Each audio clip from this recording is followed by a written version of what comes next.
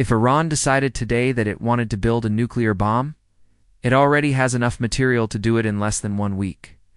In June 2025, Israel launched attacks against Iran, and the United States joined in, striking nuclear facilities at Fordo, Natanz, and Isfahan in what the Pentagon called Operation Midnight Hammer. The message was clear: stop enriching uranium or face the consequences. But Iran didn't stop. It continued enriching uranium. Talks resumed, but they stalled, collapsed, and restarted again. Just days ago, Geneva hosted the latest round of negotiations, yet the gap between the two sides was never truly bridged. And now we are here. What makes this moment different from every previous Iran crisis is the timing. Iran today is more isolated than at any point since 1979. It is not only facing pressure from the outside, but also internal strain.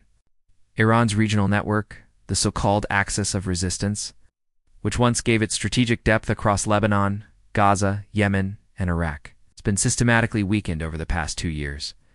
Hezbollah is a shadow of its former self, Hamas has been heavily damaged, and the Houthis have been pushed back. As a result, Iran's deterrence, its ability to threaten retaliation through proxy forces, is weaker than it has been in decades.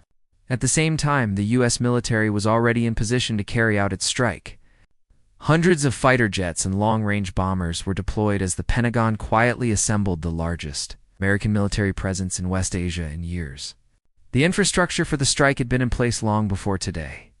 On February 13th, Donald Trump publicly said that regime change in Iran would be the best possible outcome, suggesting that the window for action had opened. He said, "You want regime change in Iran? Well, it seems like that would be the best thing that could happen." For 47 years, he argued, Iran had been talking while conflicts continued, costing lives and leaving soldiers wounded. But what happens next remains unclear. Iran may be weakened, but it is not defenseless. Then there is the Strait of Hormuz. It's the narrow waterway through which about 20% of the world's oil passes every day. If Iran were to close it, every country on Earth would feel the impact. And the biggest question still remains unanswered. Is this about destroying a nuclear program or toppling a regime?